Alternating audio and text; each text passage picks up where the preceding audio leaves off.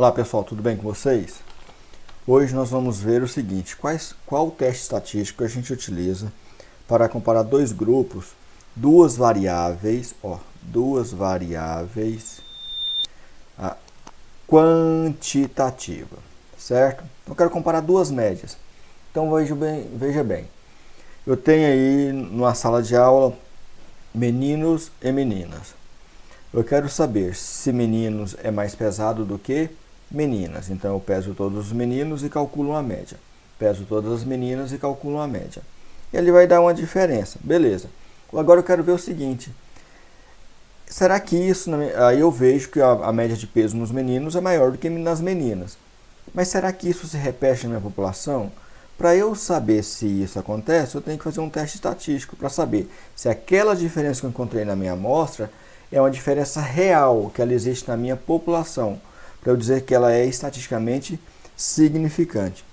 Então, imagina o seguinte, eu tenho um artigo científico, tudo mais, tem introdução, aí tem materiais e métodos. Aí lá no materiais e métodos tem análise estatística, está escrito assim, ó, os dados numéricos serão apresentados em média, mais desvio padrão ou mediana com intervalo entre quartis, quando apropriados, e os dados categóricos em porcentagem. Ótimo. Na comparação entre os grupos, o nível de significância será considerado quando P menor do que 0,05. O nível de significância será considerado. Então, vamos entender como funciona isso. Vamos lá. Então, os pesquisadores trabalham com amostra. Nós já estamos cansados de ver isso.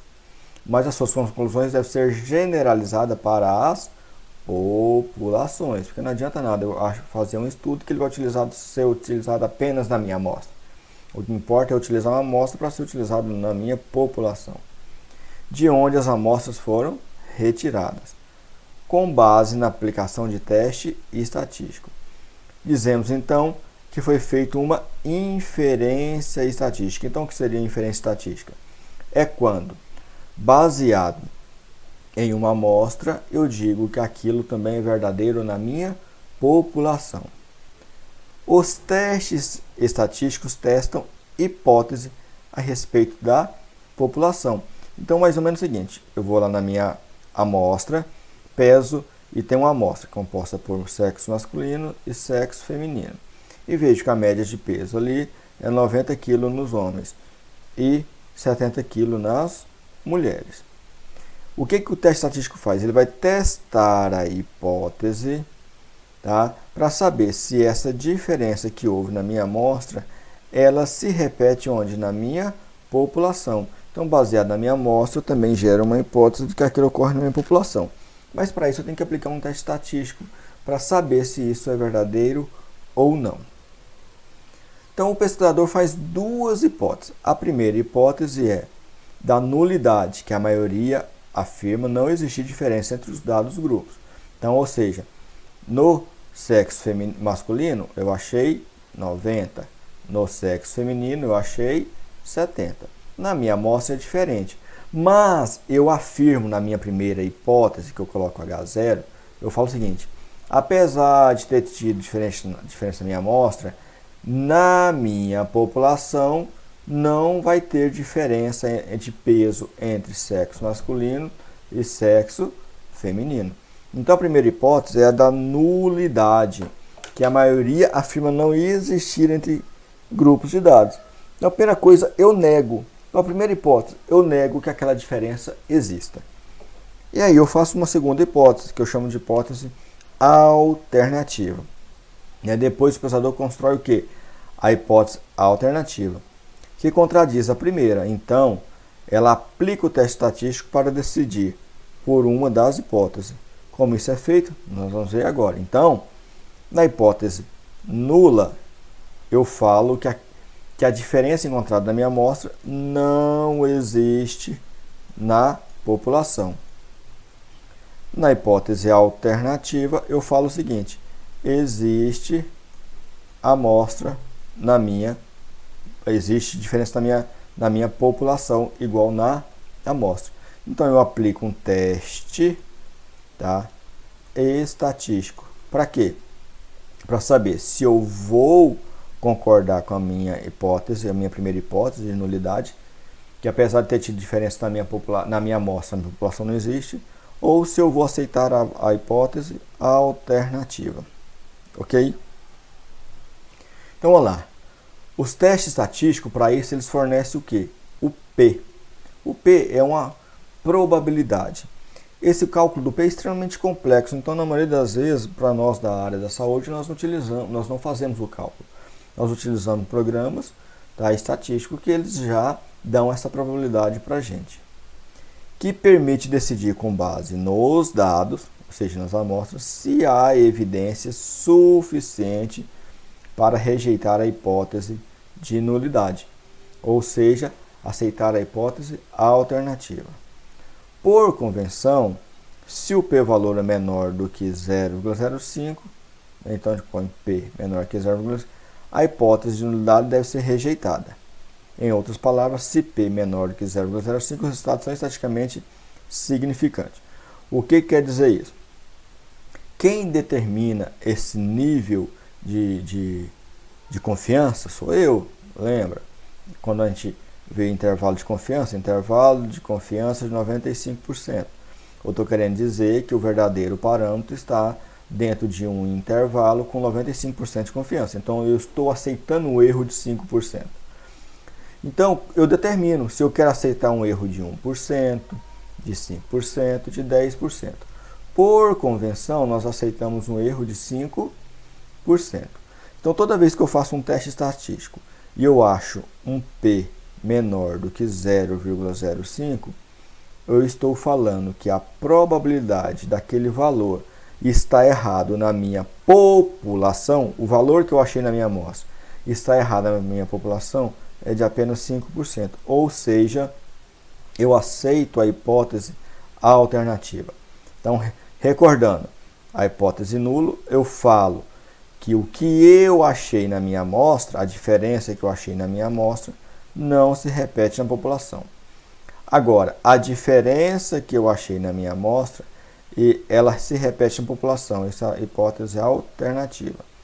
E toda vez que eu faço essa hipótese, eu acho um P menor que 0,05, eu falo que aquilo é estatisticamente significante, ou seja, o resultado que eu achei na minha amostra, ele se repete na minha população, estatisticamente significante. O que significa isso?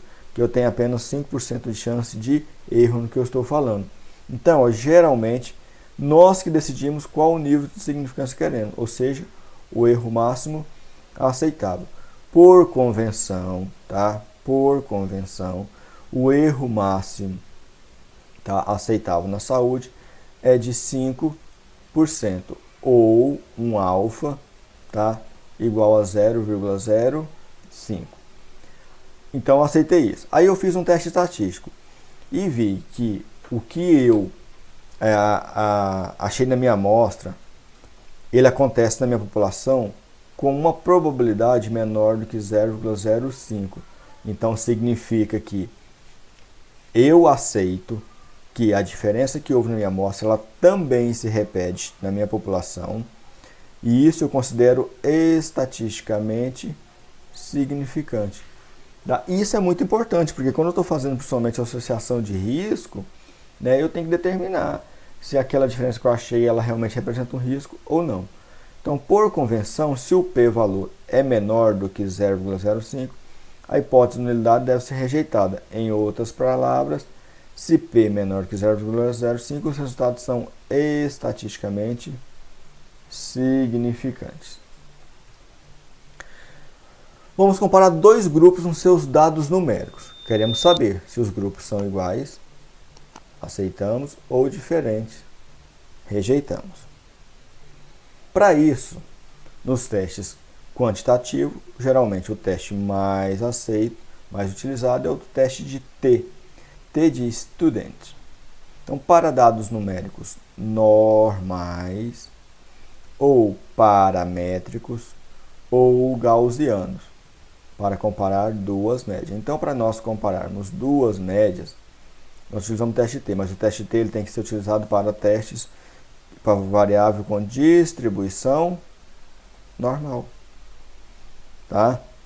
Para eu saber se essa distribuição é normal, né, geralmente o que nós fazemos? Média e mediana. Se elas forem próximas, geralmente é uma distribuição gaussiana.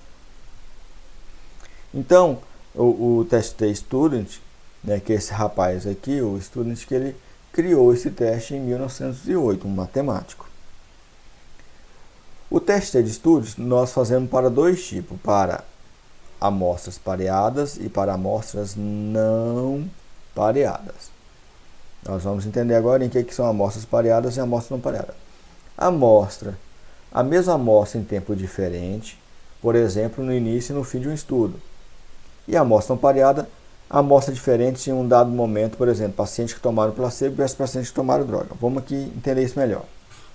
O que são amostras variáveis? Muitas vezes as unidades físicas ou biológicas são medidas duas vezes no decorrer da pesquisa.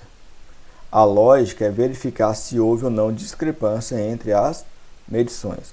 Então, eu quero saber se a taxa de hemoglobina, se a quantidade de hemoglobina no sangue de tal pessoa, eu quero saber é tanto.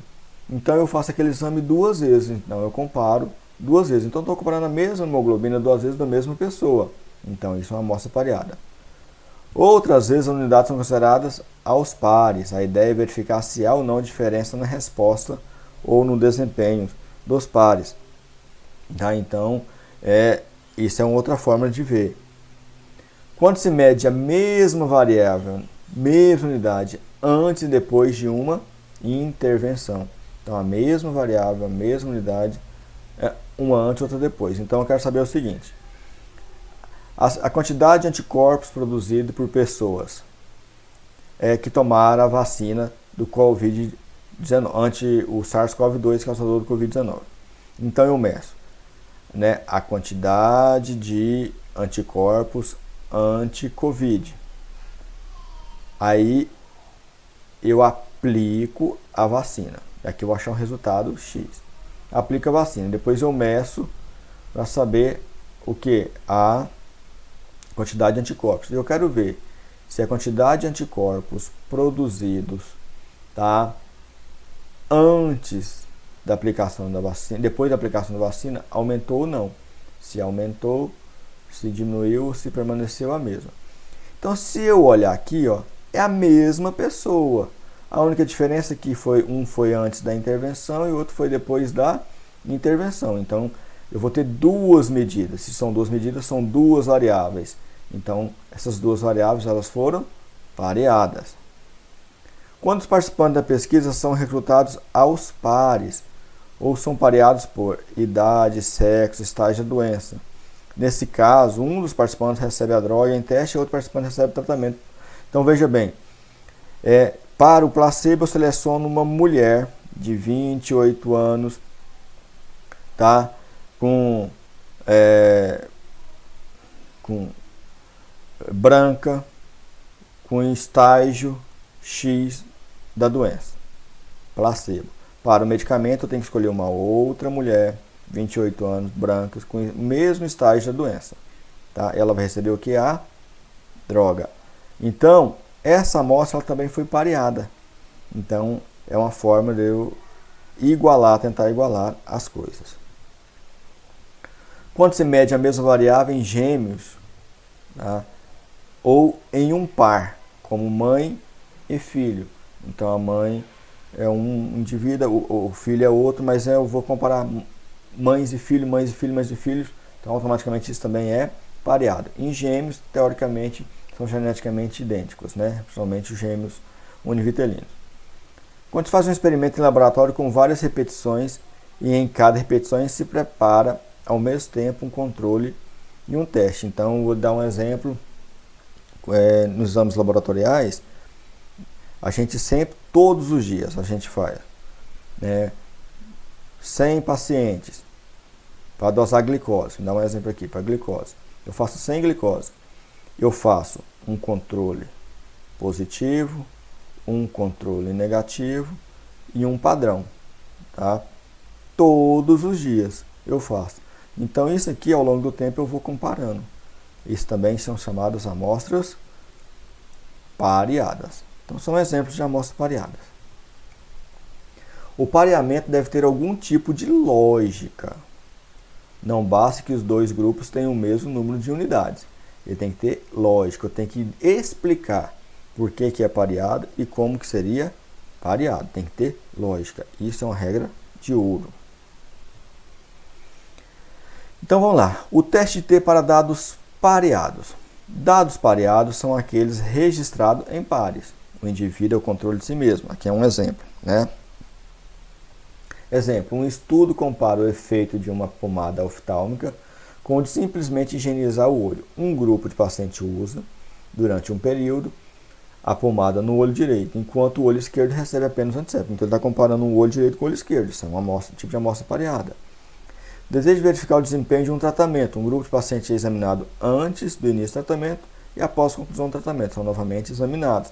Então ele está comparando ele versus ele. Então é uma forma muito comum de amostras pareadas. O teste T só serve se os dados forem gaussianos, se forem paramétricos. Se não forem paramétricos, não deve usar o teste de T.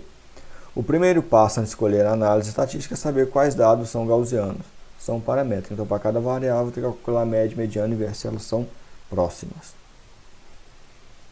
Outra coisa, se o teste ele é unicaudal ou ele é bicaudal ou bilateral, né? Unilateral ou bilateral. O que quer dizer isso? Eu quero saber se a resposta, né, que eu achei a minha diferença, ela pode gerar dois resultados. Então, a primeira coisa que eu tenho que entender, não houve diferença. Não houve diferença, beleza. A diferença. Essa diferença, ou seja, eu peguei uma dieta num grupo de pessoas. Antes dessa pessoa ter a dieta, eu pesei elas. Depois eu apliquei a dieta e fui ver o resultado. Essa dieta pode acontecer duas coisas. Após aplicar a dieta, o peso aumentou? Ou após aplicar a dieta, o peso diminuiu? Como na pesquisa eu não sei o que vai acontecer, é mais seguro eu sempre falar que o teste ele é bilateral. Tá? É lógico que ao aplicar a dieta de fundo de emagrecimento, eu espero que emagreça. Eu posso até ter dados estatísticos de outros artigos falando que aquilo lá vai acontecer somente de uma forma. Eu falo que é unilateral. No entanto, na maioria das vezes, quando eu aplico uma intervenção, eu não sei realmente se aquilo ali vai fazer aumentar ou diminuir. Então, por via de regra, é muito bom sempre colocar que o teste ele é bilateral, tá? Ou bicaudal. O que significa isso? A intervenção que eu fiz, ela pode dar um valor aumentado, ela pode dar um valor diminuído, mas ela é diferente do primeiro valor, tá? Ou seja, ela não é igual, não tem uma diferença, mas eu não sei se essa diferença levou ao aumento ou levou à diminuição. Isso é extremamente importante. A outra coisa, eu tenho que ver se as variâncias das duas variáveis são iguais ou desiguais. Então, para eu aplicar o teste T, eu tenho que saber se as variâncias, eu tenho a variável 1 e a variável 2. Elas vão gerar uma média e automaticamente vão gerar variância. Eu quero saber se essas variâncias são iguais ou elas são diferentes. Eu tenho uma regrinha básica. Ó. Compara-se as variâncias das duas amostras. Se a maior variância for até 4 vezes a menor, admite-se que as duas populações têm variâncias iguais. Como? Então, imagina o seguinte. Eu peguei uma amostra, uma variável, que a variância deu 3.463. Peguei a segunda amostra, a variância deu 3.504. Eu vi que a segunda variância ela é maior do que a primeira. Então eu pego a maior e divido pela menor. Se o valor aqui der menor do que 4, eu posso falar que essas duas variâncias na minha população, elas são iguais. Por quê? Porque quando eu vou aplicar o teste T, gente, eu tenho que falar se ele é paramétrico, primeira coisa, ou seja, se ele é gaussiano. Segunda coisa, se ele é unicaudal ou caudal, ou seja, unilateral ou bilateral, e se as variáveis são iguais na minha população. Então, ao fazer isso, automaticamente eu estou fazendo ali bonitinho o meu teste de T. O cálculo teste T é grande. Para nós, não interessa fazer aquele cálculo na nossa área de saúde. Eu vou ensinar vocês a fazerem no Excel, que vai ser bem simplesinho. Então, vamos pegar aqui um exemplo. 10 cobaias foram submetidas ao tratamento de engorda com certa ração. Os pesos, 10 cobaias. Então, vamos supor que foram 10 ratos. Os pesos em gramas, antes e pós o teste, são dados a seguir. Pressupõe-se que provenham de uma distribuição normais. A 5% de significância, então já determinei um erro padrão aqui de 5%, podemos concluir que o uso da ração contribui para o aumento de peso médio dos animais. Então, primeira coisa. Então, peso é uma variável quantitativa. Então, serve para aplicar o teste T. Ele já falou que isso não tem distribuição normal. Então, ele é gaussiano. Certo? E ele falou assim, que é antes e pós a mesma pessoa. Então, ele é pareado. Agora, a gente tem que saber se a variância é igual ou não. Para isso, eu tenho que pegar os dados, calcular a média e depois a variância. Esses são os dados. Então, são 10 cobaias. Antes da ração, eles tiveram esse peso. Depois da ração, esse outro peso. Então, vamos ver como que ficaria isso, né? Como que ficaria isso lá no Excel. Vou lá no Excel. Tem aqui os dados. Então, eu tenho a cobaia 1. Eu tenho aqui a cobaia 1. Que está... desculpa. A cobaia 1, a cobaia 2, aqui eles tomaram antes da ração. Aqui depois da ração. A média de peso antes da ração era 648,4. A média de peso depois da ração foi 655. A variância 3.404, a variância 3.505. Nós vemos aqui que a variância ela é igual. Então, como que eu faço, pessoal? Primeira coisa, eu venho aqui em autossoma, mais funções. Tá? Em mais funções, eu venho aqui, ó, estatística. E vou procurar o teste de T. Aqui, teste de T. Ótimo. Olha aqui que ele vai me pedir. Olha o que, o teste vai me pedir. Primeira matriz. Eu seleciono os pesos antes da ração. Vem na segunda matriz. Clica aqui dentro e vou lá depois da ração. Ótimo. Caudas. Eu quero saber o seguinte. Se ele é bicaudal ou se ele é unicaudal. Então, se vocês olharem aqui, ó. Olha aqui, ó, bonitinho. Vocês verão isso, ó. Especificar o número de caudas da distribuição a ser retirado. Distribuição unicaudal, 1. Distribuição bicaudal, 2. Nós sabemos que aplicar ração, ela pode aumentar o peso ou ela pode diminuir o peso, que a gente não sabe a reação. Então, ela é bicaudal. Então, se digita 2. Aí vem aqui e clica em tipo. Se o tipo é um paramétrico, se a variação é igual de duas amostras, né, ou se a variação é desigual das duas amostras. Ele é um teste paramétrico. Apliquei aqui. Ótimo. Bonitinho. Achei o que? Uma variância, um P de 0,016. Tá? 0,01586. Vou colocar 3 casos depois da vírgula. A gente tem melhor aqui. Então, 0,016.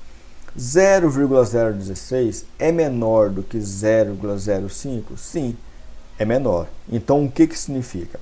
Olha só que interessante. Significa que antes da ração, o peso deles era 648. Depois da ração foi 655. Então, a ração, na minha amostra, mostrou que eles engordaram. No entanto, e isso na minha população se repete? Sim. Se eu aplicar essa ração na minha população, eu vou ter uma chance de que realmente esses cobaias vão engordar normalmente, tá? Porque o meu P foi menor do que 0,05. Então isso é muito importante a gente entender isso. Continuando. E quando eu faço um teste que a amostra é independente? O que seria uma amostra independente?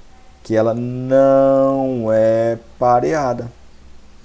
Para isso eu pego indivíduos diferentes, indivíduos 1 versus indivíduo 2. Então eu pego amostras de indivíduos diferentes. Então automaticamente eu vou comparar homem versus mulher. Não tem como ser pareado. Então, um grupo de indivíduos tomou um medicamento, outro grupo tomou outro medicamento, e eu não pareei ali na hora de selecionar, então não é pareado. Para isso, nós temos que fazer também um teste T bonitinho. Então, pensa aqui num grupo. Um grupo de paciente A, tá? Seguiram uma dieta e tiveram esse ganho, essa perda de peso. E o grupo B seguiu uma outra dieta e teve esse outro ganho, tá? Esse